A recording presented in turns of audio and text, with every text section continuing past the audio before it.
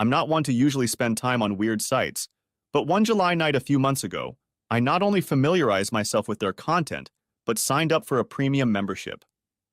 I decided that $100 was not wasted. I watched a live broadcast of a woman. It was a woman, housewife Jenna, as they called her, but I knew her real name was Kelly. Kelly was my wife. She was cheating on me.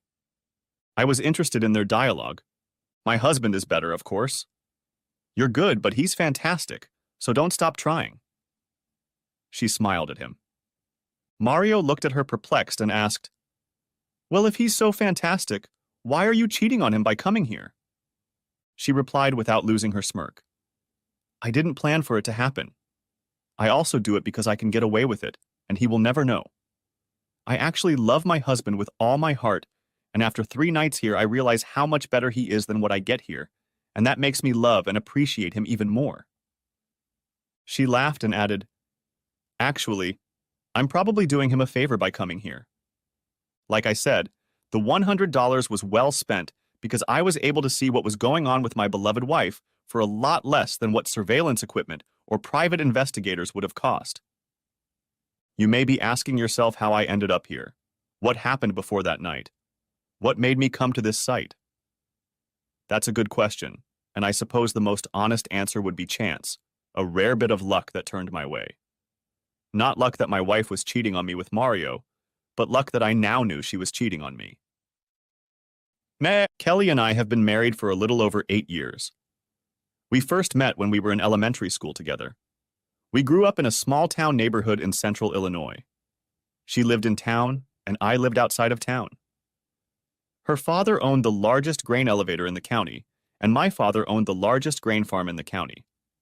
Since our parents ran a business together, it was only natural that we met, went to school together, and became friends. I won't bore you with high school crushes, high school romances, and even college life. We both dated and even slept with other people. We weren't exclusive to each other, but deep down, I guess we always knew we were meant to be a couple. It was during my freshman year at the University of Illinois that we decided to become exclusive, and a short time later I proposed to her. About a year and a half later, a week after graduation, we were married. We both earned degrees in business administration. Life was good. At least I thought it was good until that July night. Anyway, let me continue. 3 years ago, Kelly's parents retired and moved to Phoenix, Arizona. Kelly, her sister Amber, and 2 brothers Tom and Carl Gentry bought a 48% stake in the grain business from Tom Sr. He wanted to maintain a controlling interest for several years to keep them growing financially. Eventually, he would begin to reduce his share until they owned 100% of it. Amber is married to a friend of mine, Walter Swanson, Wally, who is also a farmer. He owns a farm that is only a few hundred acres smaller than mine. We live quite close to each other and spend some enjoyable time with them.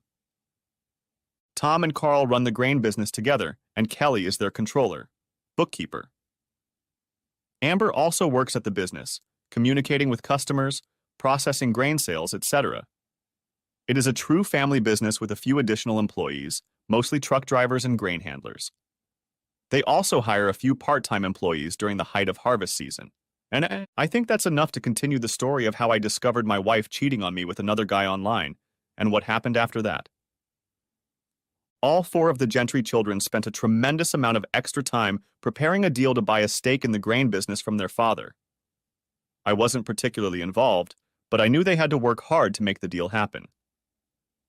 There were meetings with banks. There were meetings with the Illinois Department of Agriculture. There were meetings with the insurers. They were all getting burned after the deal was finalized. Fortunately, all of this happened in the winter, the slowest time of the year. For me, it was post-harvest time, so I didn't need Kelly on the farm as much as I did during the 2 busy times of the year. She didn't really do any work on the farm herself, but with 2,200 acres of corn and soybeans, both of those times were very busy times for me, and I needed Kelly to run errands, etc. In general, you get the idea. So, since we weren't busy, the girls, Kelly and Amber, decided they wanted to take a few days and go to a spa to relax and unwind. They booked a trip for 3 nights. The girls came back so rested and rejuvenated that they decided to do it again in July when planting season was over. The following year, they booked another weekend getaway. It was during this spa visit that I watched a video online. But how did I find it? Dan Marvel, a field agent for the Illinois Department of Agriculture in our county, happened to stop by during a routine round of his area of responsibility. Kelly and I had known Dan since college, and he asked about her, and I mentioned that she was on vacation at Princess Spa. Dan threw me a funny look and said that something fun was going on there that I might be interested in hearing about. He said his cousin used to work at this spa as a massage therapist and told him some pretty wild stories about what goes on there. He said they even have a website with a different name. I asked him what he was talking about, and he cautiously said he didn't want to go into details, but I should check it out. You don't know me, but I'm a poker player on the internet. I sit on the internet and look for interesting things. Sometimes I end up on weird sites, but usually it's just other interesting things. So that night I did a little poking around online and found that very site. It didn't take long to find the live broadcast and the game was on. Now I could tell you about what happened that night. But why? You know what happened. I was hurt, crying, screaming, angry, depressed, and experiencing all the things that a man experiences when he finds out his wife is cheating on him. I soon found out that this wasn't the first time she was cheating, because the spa has an archive folder, and I was able to find videos from 2 previous visits, as well as videos from the 2 previous nights Kelly and Amber were there. With a premium membership, I was able to download all of the videos for an additional $20 each. I uploaded 2 videos from their first visit, 3 from their second visit, and 3 from their current trip. In total, I uploaded 8 videos for a total of $160. Thus, for $260, I had all the evidence I needed to divorce my wife. I just didn't yet have a plan for how I was going to do it. But I knew I needed to start now. I would not wait a month or 2 weeks or even 1 week to accomplish what I had planned. It was important to me. The sooner we broke up, the better. She had had fun with another man at least 8 times, and I had video proof. In fact, she had cheated on me with at least 2 different men, Mario and Steve, judging by the videos I had downloaded. I didn't know, nor did I care if there were more. 2 men and 8 times was more than enough. I made several copies of the videos on DVD and put them in the safest place possible. When my father had built the house, he had installed a wall safe with access through a hidden panel in a built-in bookcase in the study. Once the copies were safely hidden, I deleted all mention of the spa on my computer and deleted all the original files on my computer.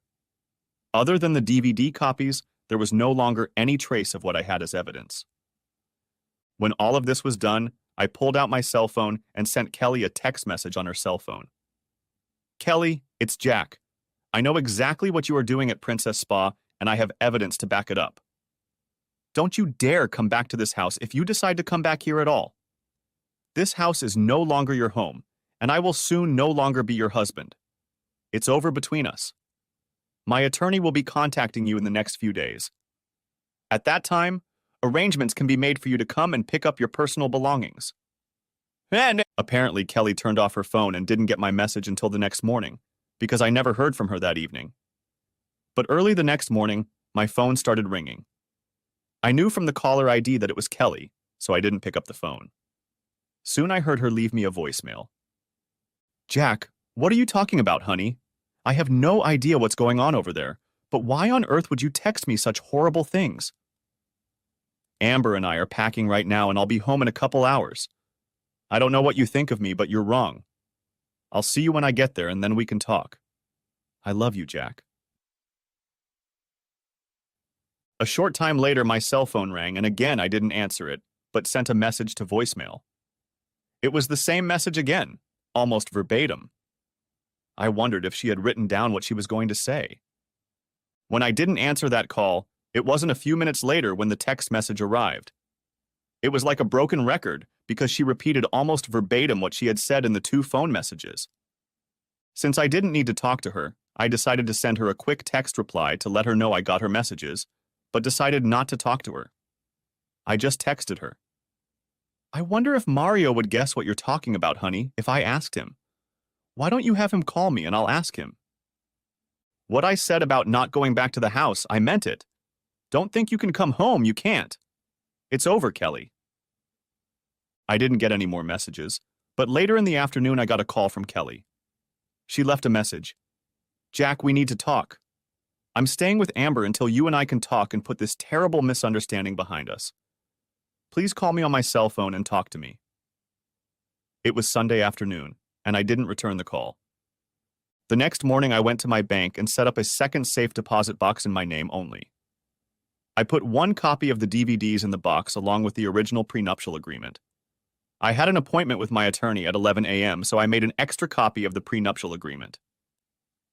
I was sure he already had such a copy, but I didn't want to take any chances lest there be a problem. At the appointed time, I walked into the attorney's office and Kelly was sitting there.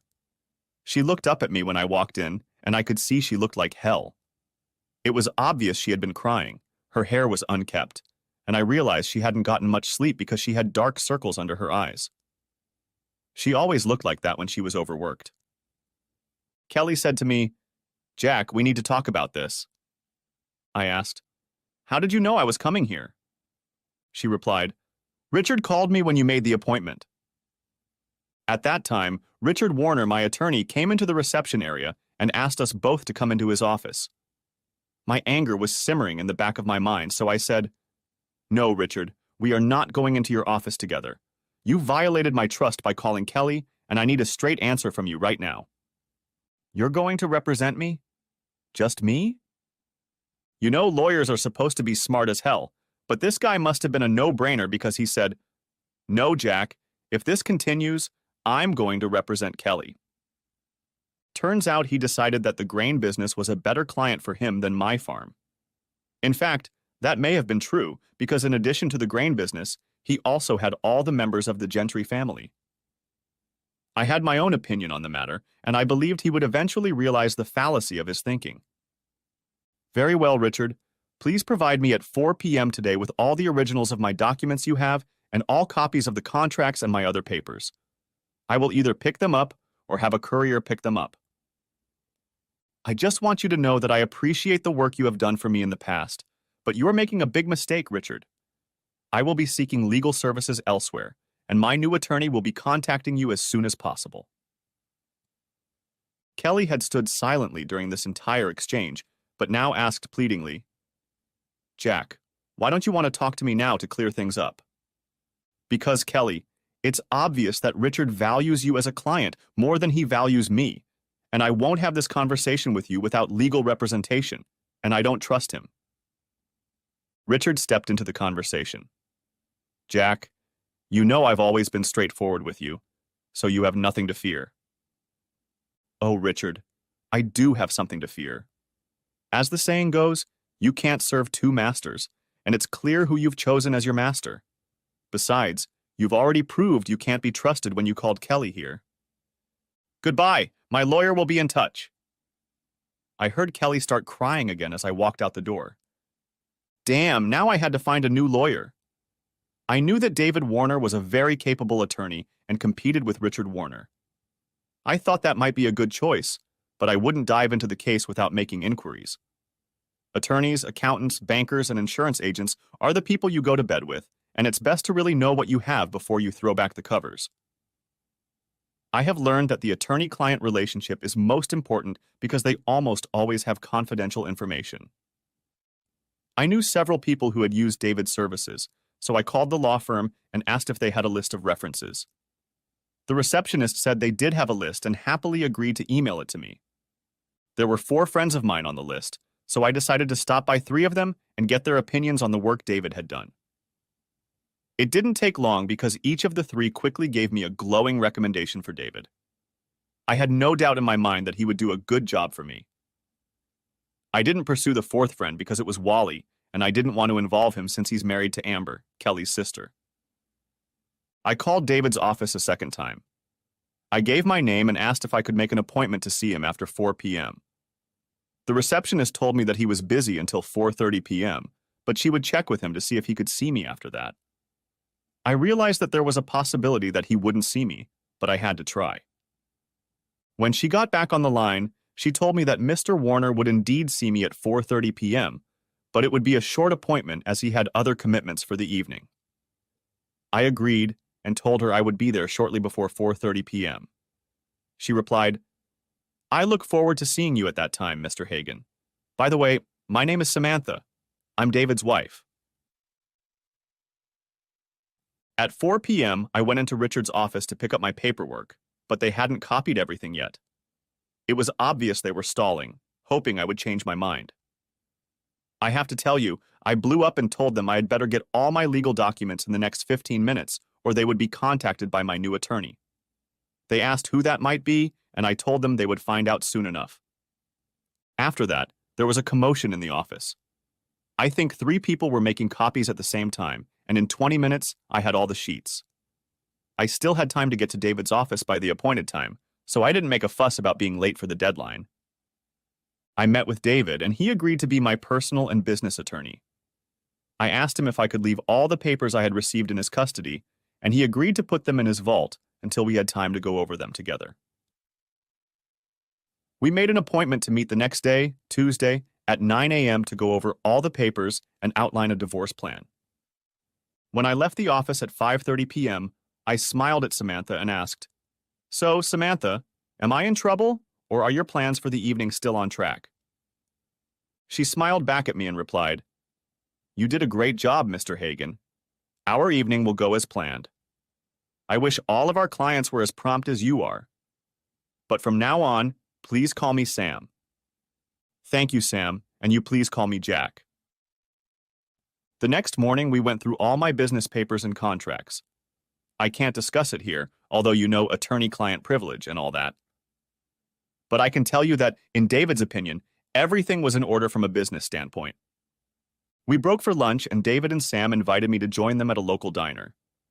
I agreed and met them there as I wanted to stop by my bank before we continued on after lunch.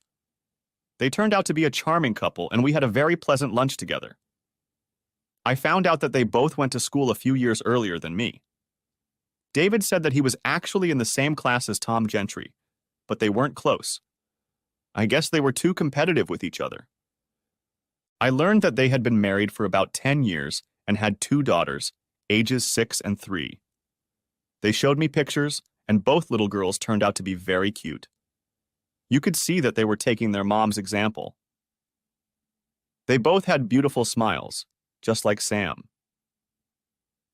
I think that lunch did me a lot of good. It made the relationship with my new lawyer a lot easier. But the negative side of the lunch was that I realized that my life partner was no longer by my side. David and Sam were so great together and reminded me of what it was like with Kelly before I found out about her cheating. I felt sad, and my eyes misted up a couple times.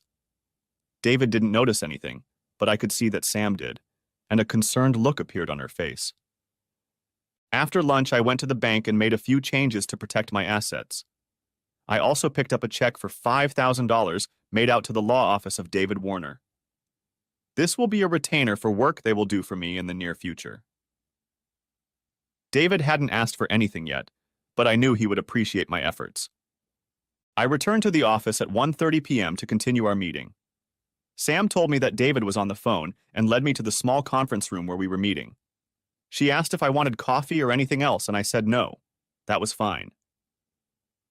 She sat down next to me in one of the chairs and held out her hand to me. "David hasn't told me what's going on, Jack, but I can guess what this afternoon's discussion will be about, judging by your reaction. I see a wedding ring on you, so I can assume it has to do with your wife. If you'll let me, I'll ask David to let me sit here with you this afternoon while we sort out what you want to tell us." I was on the verge of breaking down again, so I just nodded in agreement. My anger had subsided for a while, but apparently the emotions brought on by the offense were stronger. It would be nice to have a woman with sensitivity like theirs around. I realized I might need Sam's sympathetic presence. At the afternoon meeting, I told the whole story of how I found out about Kelly's cheating. A couple of times I snapped, and Sam stepped into the conversation to sympathize and comfort me. Once I regained control of my emotions, I informed them of my intentions. Unless something comes up that makes me change my mind, I plan to file for divorce and honor the terms of the prenuptial agreement. David and I went over the prenuptial agreement in detail. The terms are pretty much as follows. I keep 100% of all farm assets, real estate, and personal property. Kelly retains 100% of the assets of the grain business. Kelly gets 50% of our financial assets unless there has been infidelity. If there has been infidelity, Kelly only gets $25,000 for each year she was unfaithful, not 50%. Jack only gets $25,000 for each year if he was unfaithful and not 50%. The household's personal assets are divided 50% regardless of the circumstances. Jack, I need you to show me proof of infidelity, David asks. No, David, I have the proof, but I won't show it to you or anyone else until we are forced to go to court about it. Then, I will show them to the judge. David insists. Jack, I need to see these to make sure we're dealing with infidelity. I need to be sure. David, you have to trust me. I have proof, but I loved Kelly, and I don't want anyone to see what I saw unless absolutely necessary. Sam touched David's arm and nodded her head affirmatively. David reluctantly agreed. Over the next few days, Kelly called me several times and left messages. I didn't return her calls and deleted the messages without listening to them. David called me and said, "We set up a meeting for Thursday. You, me, Kelly, and Richard." At 10:30 a.m. Thursday morning, David and I drove to Richard's office to meet with him and Kelly. When we arrived, I saw that Kelly's car was already in the parking lot, so we walked to the office. Richard's secretary ushered us into a small conference room where we waited only a couple minutes before Richard and Kelly walked in. Kelly looked much better than when I had seen her in Richard's office earlier in the week. She had obviously cleaned herself up for the meeting because she was just beautiful. I did my best to hide my feelings because I didn't want her to see how much my heart ached for her. She smiled at me and said, "Jack, I hope we can finally talk and put this misunderstanding behind us. I miss you, and I want to come home." I didn't say anything back to her because I felt like my voice would break if I said anything at that moment. I needed to get my emotions under control. It wasn't easy, but I had to do it. David spoke up. "We are here to discuss the divorce proceedings to dissolve Jack and Kelly's marriage. I believe we should open the discussion by giving each side time to express their thoughts and opinions on how this young couple should move on with their lives." Richard nodded and interjected, "My client believes this is a complete misunderstanding and is glad for the opportunity to clear the air and talk to her husband." I was having a hard time controlling my emotions, but Richard did me a great favor. He had reignited the anger in me, and it was now at a boiling point. I knew I could control the anger, and it made it easier to control my emotions, resentment, and frustration with Kelly. "I'm going to be okay." I said, "I don't mind, Richard. Your client can talk to her husband." I looked across the table at Kelly and said, "Kelly, here are some facts. When we got married, we signed a prenuptial agreement and amended it 2 years ago when you bought your father's business. I brought copies of the amended agreement for all parties." Kelly looked at this with some shock. She said quietly, "But Jack, I don't want a divorce. I want to be your wife. Why can't we just forget this misunderstanding, go home and be happy again?" I let that comment pass my ears and continued. "We wanted to protect our personal interests while still benefiting from our marriage. The prenup was originally intended to protect the assets that have been in my family for generations.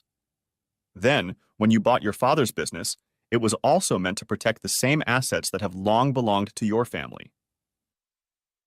In the event of a divorce, our agreement clearly states that I will receive 100% of the assets from my family, and you will receive 100% of the assets from your family.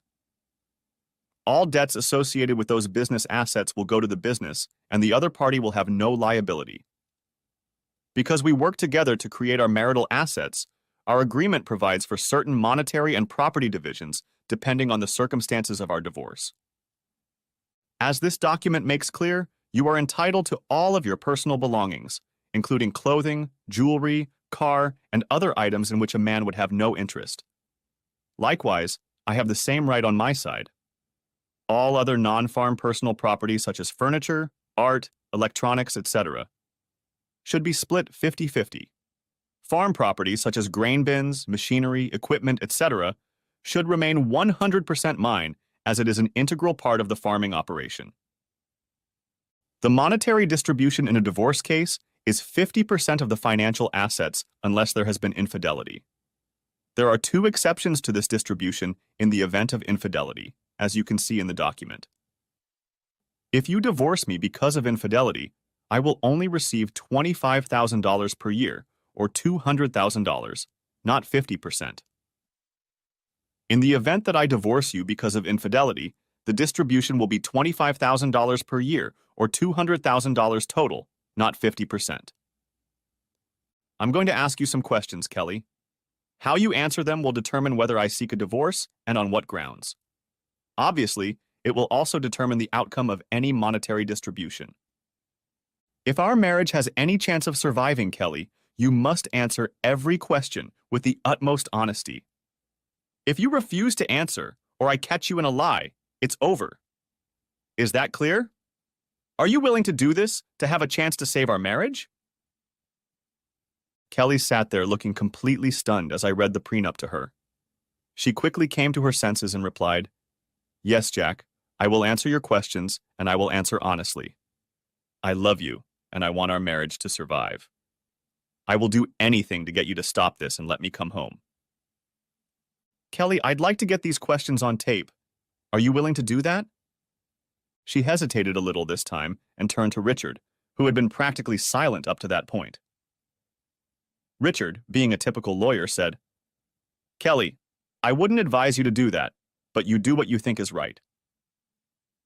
To this, my attorney David said, "Kelly, I agree with Richard and would advise you or my client not to tape it, but it's Jack who needs convincing, not Richard or me, so do what you think is right." Kelly replied, "I will do whatever it takes to overcome this misunderstanding, so yes, record it. I don't mind recording any conversation between me and Jack."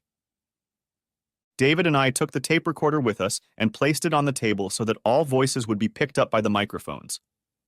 Kelly asked, "Jack, what questions do you have?" Kelly, "I want to ask you if you have been faithful to me, but I want to ask it in 3 different time periods.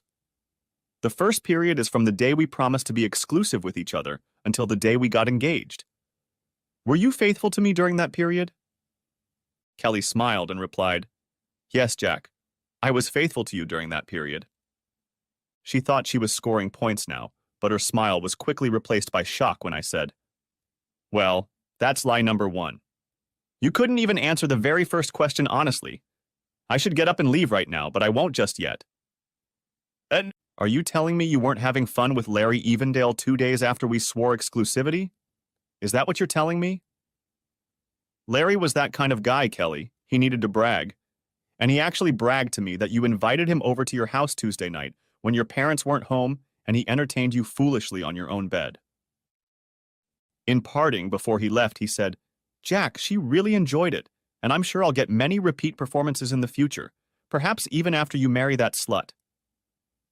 You could tell he was making it all up, but strangely enough, Amber was nearby and happened to overhear the whole thing. She came up to me after Larry left and said, "Jack, Kelly loves you and won't cheat on you again. She was just saying goodbye to him. Please don't do anything stupid." You see, Kelly, you've already lied to me, but I can understand your act even if it makes me uncomfortable. I'll give you a pass on that lie, but no more passes. From now on, tell me the truth or suffer the consequences. I didn't trust you after that incident, so I spent the next 6 months watching you like a hawk. In those 6 months, you did nothing to make me suspicious, so I asked you to marry me and gave you the ring you were wearing on your finger for now. I knew you were probably hoping it would happen sooner, but I wasn't ready to trust you yet, so you had to wait. Question #2. During our engagement, from the day you got the ring until our wedding day, did you cheat on me, Kelly? Without hesitating for a second, she answered, "No, absolutely not." I knew what that answer would be, so I said, "I know it's true because, you see, I still didn't trust you completely, so I kept watching you all this year until I felt I could trust you. I was pretty sure you had been faithful to me all along."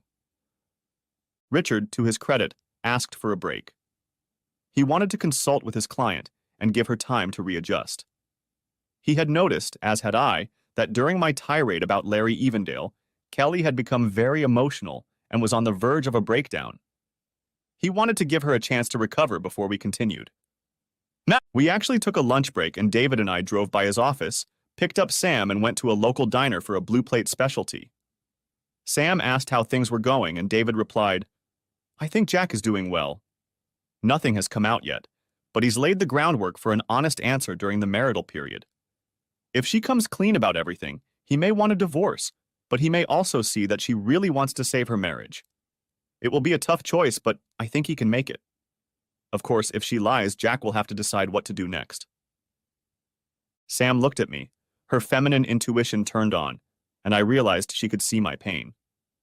I smiled weakly and said, "It's not easy at all.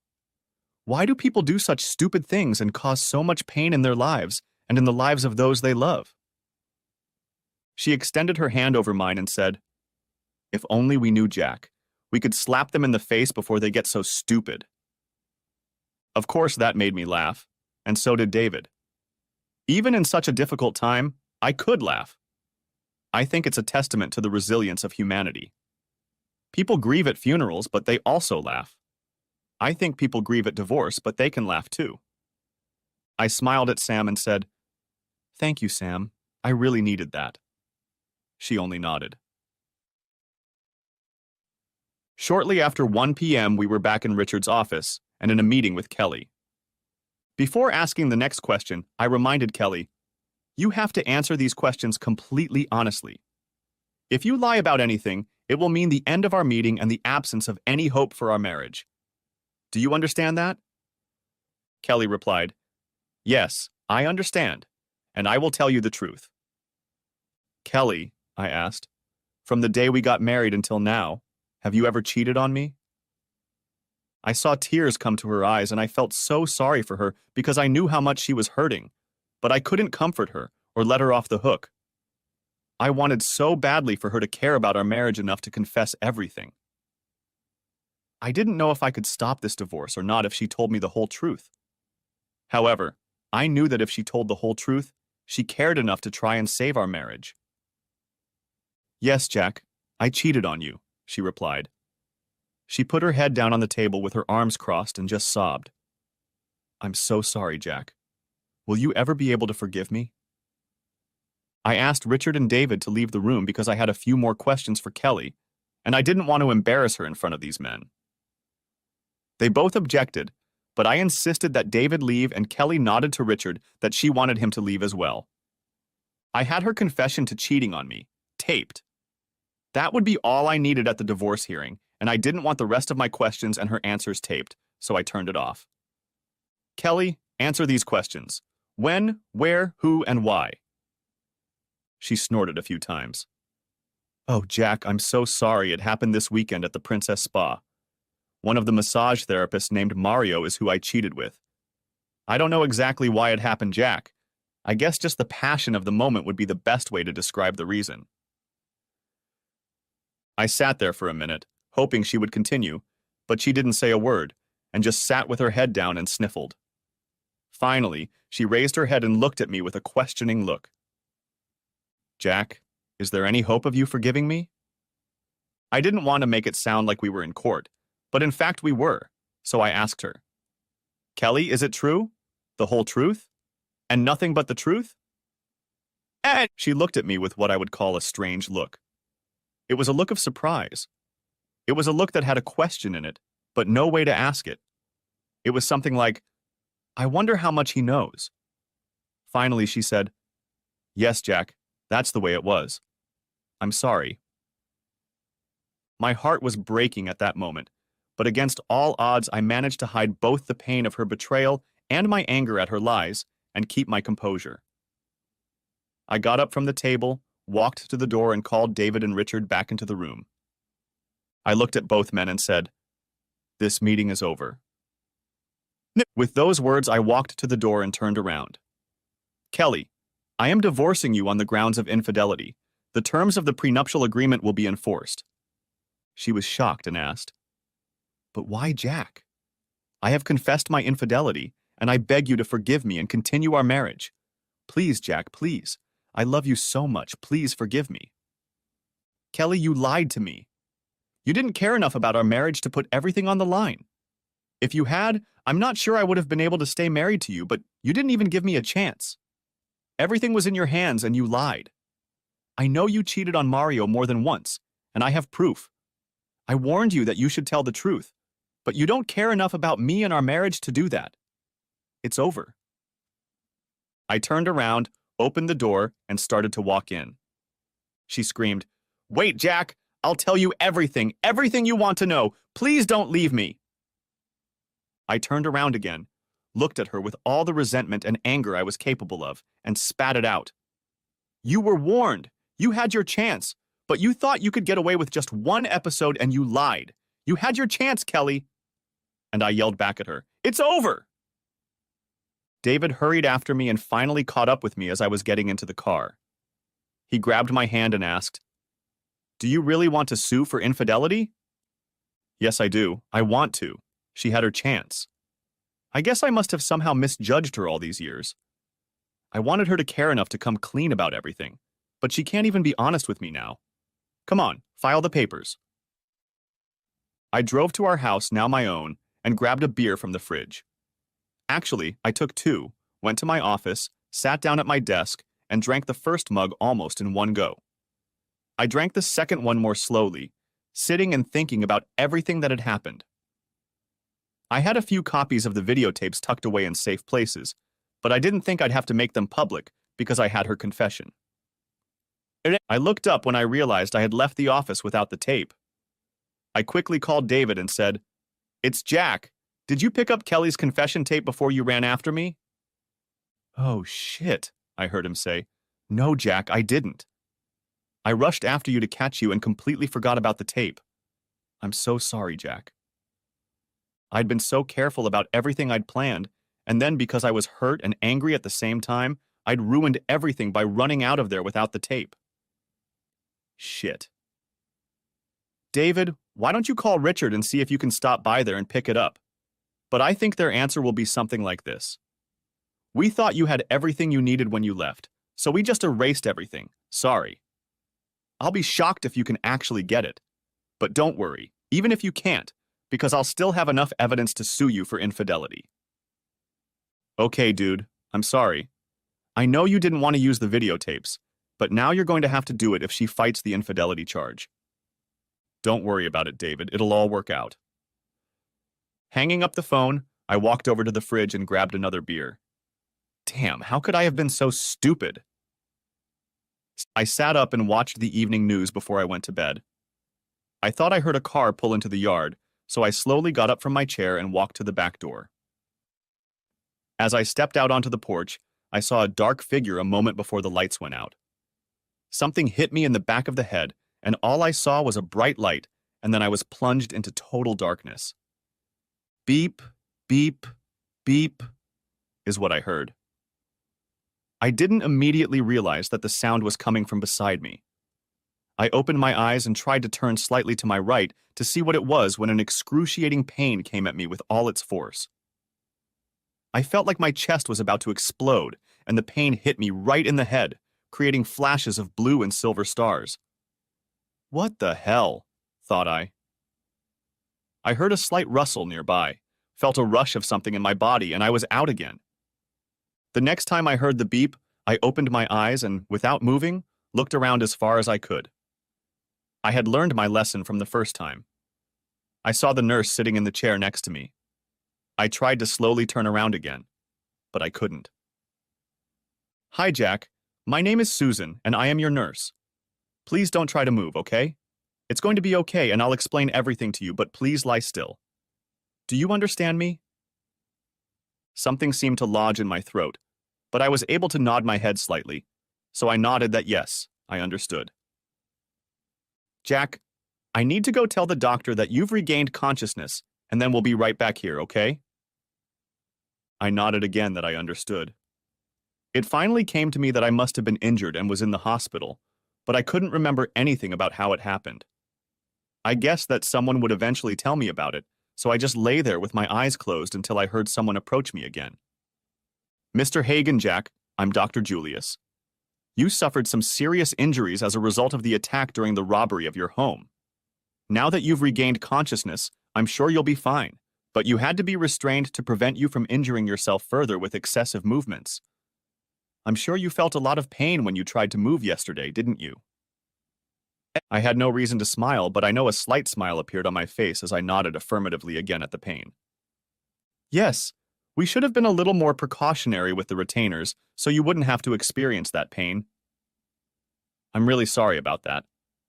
I think we can remove the restraints now, Nurse Johnson, but Mr. Hagen, don't try anything on your own yet, okay?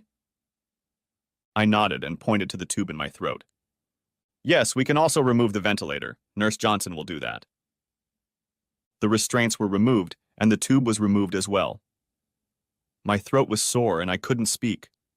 I was given a sip of water, and after a while I was able to speak, but my voice was very hoarse and hurt a lot, so I just whispered. Will someone tell me what happened to me? Dr. Julius said, Jack, it's 7 o'clock in the morning and you just regained consciousness and are off the ventilator. Your throat will be sore for at least a few hours, and we want you to rest for now.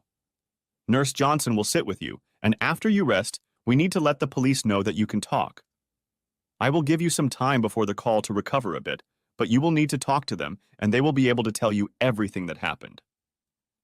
I can tell you that medically, you have serious injuries including a concussion, 3 broken ribs, and numerous contusions. You also suffered a punctured lung with one of your ribs, which caused your lung to deflate, but medics arrived in time to resuscitate you, and once the damage to your lung was repaired, we were able to re-inflate it.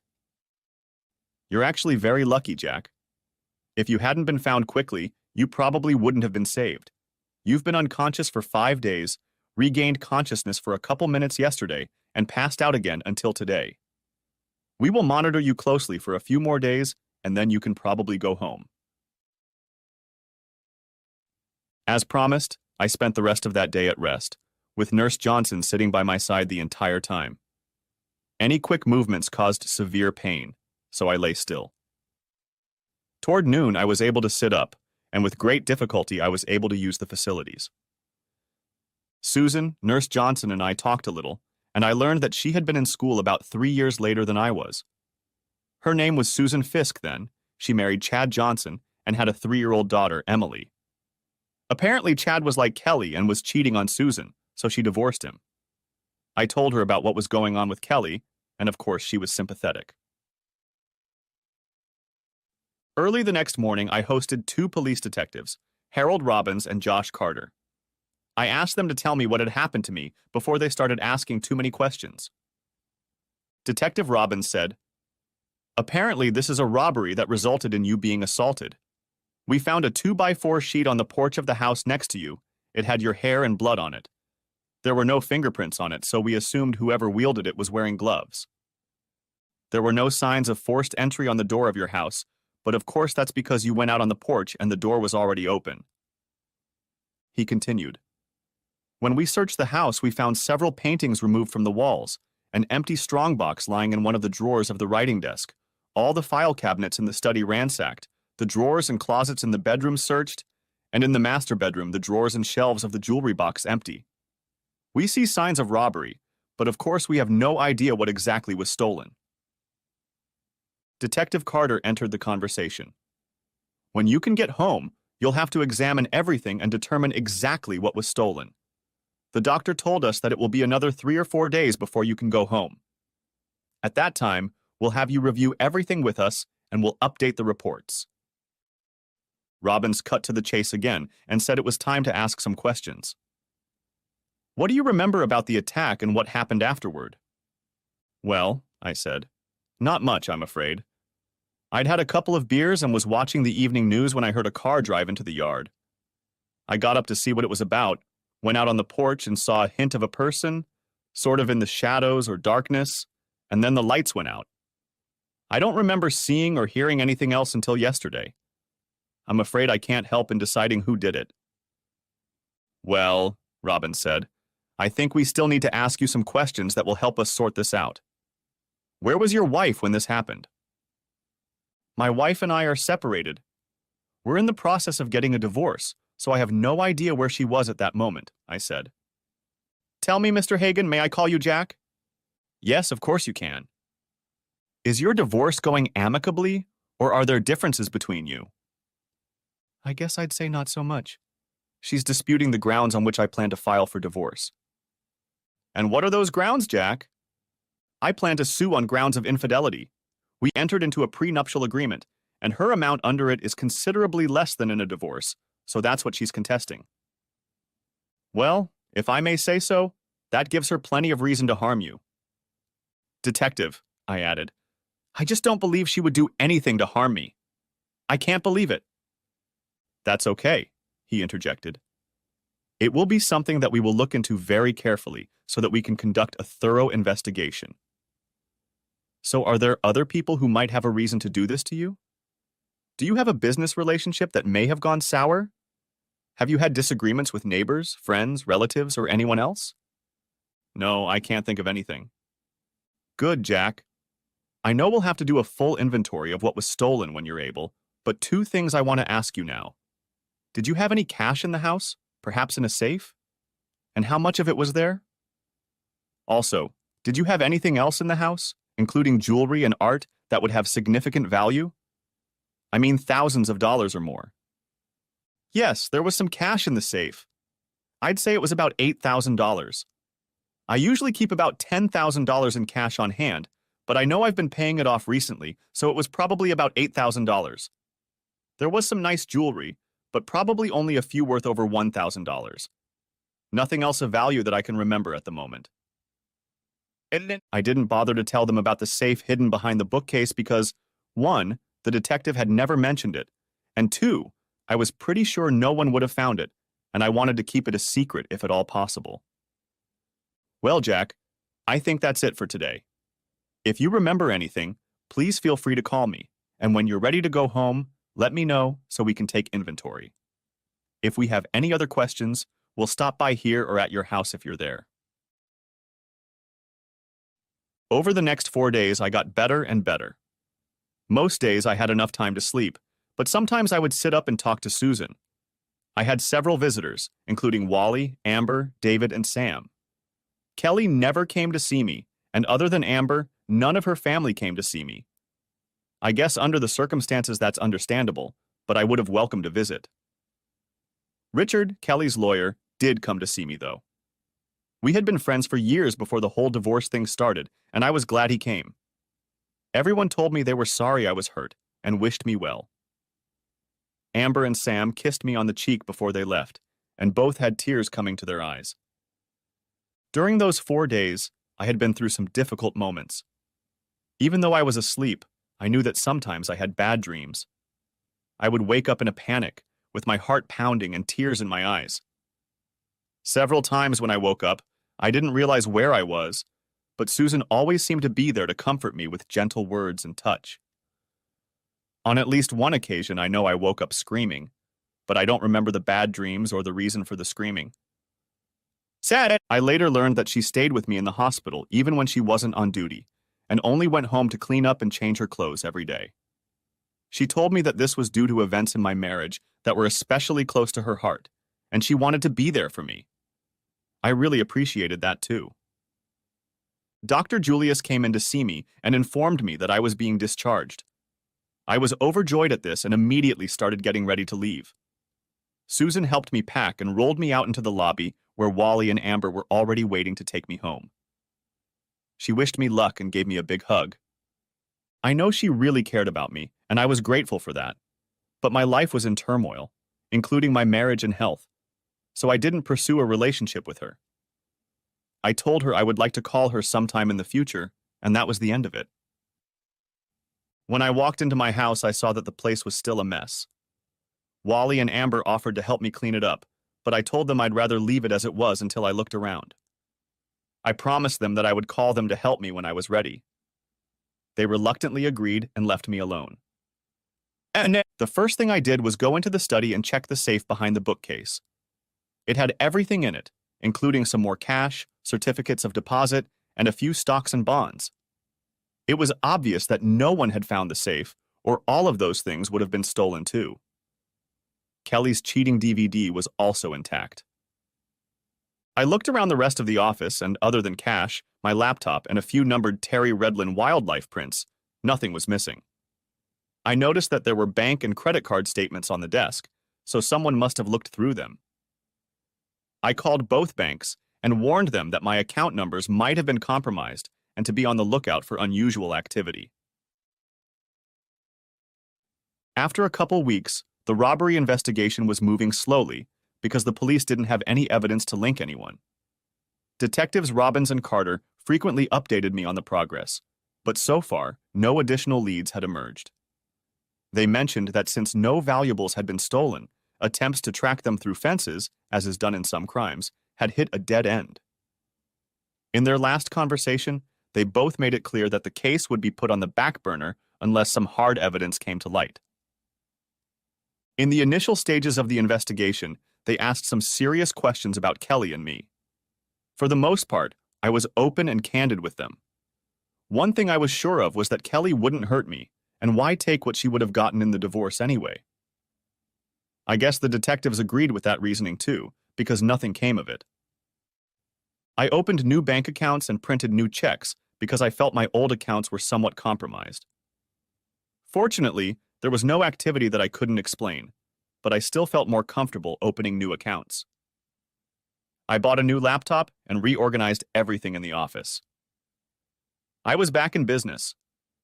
I sat down to pay some bills that had accumulated during my absence and came across an account from RedSS Inc. For the first time since the robbery, a light bulb went off in my head. RedSS stood for Remote Electronic Data Storage Solutions. I had video surveillance of the yard. It covered the house, the grain bins, and the machine shed. The video was fed into a computer in my grain office, located near the grain bins and dryer. Each night, the videotape was uploaded to RedSS as a backup storage system. It was stored with them, and I paid a monthly fee based on the amount of data stored. Each month, I logged in and deleted the oldest data so that the fee would be minimal. I hadn't deleted anything since the robbery. I had the video. I immediately went to the RedSS website, selected the day of the robbery from the archive, and downloaded it to my laptop to view. I hoped the quality would be good enough to determine who attacked and robbed me. If it was good, I would copy it to DVD and give it to Detectives Robbins and Carter. That would get the investigation going again. As I went through the day's records, I realized there was nothing there that I could give to the detectives, and I realized that now they would never solve the crime. The rest of my bills were paid, and I began to plan how I was going to live my life. I decided to contact an old friend of mine from my college days who worked for Cargill, one of the largest grain merchants in the U.S. Through him, I arranged a meeting with the powers that be in their purchasing department. It's amazing what people's connections can do to get things done. After about 2 weeks, I worked out my plans with Cargill and took a short trip to Las Vegas. I ended up flying to Phoenix because I had business there, and then went to Vegas to do a little gambling. 2 days later, I got home and put all my plans into action. I called David and asked him to call Gentry Grain to set up an appointment for me to meet Kelly, her brothers Tom and Carl, and sister Amber. I told him that he should mention that due to the upcoming divorce, the grain supply required by the state would no longer be adequate because they would not be able to include my grain stored there. I had David tell them that I wanted to sit down and discuss the situation with them and come to some sort of decision. I think David shocked them because they readily agreed to meet with me. Apparently, they hadn't thought about what would happen if my grain was no longer part of the equation. I walked into the office and greeted them all.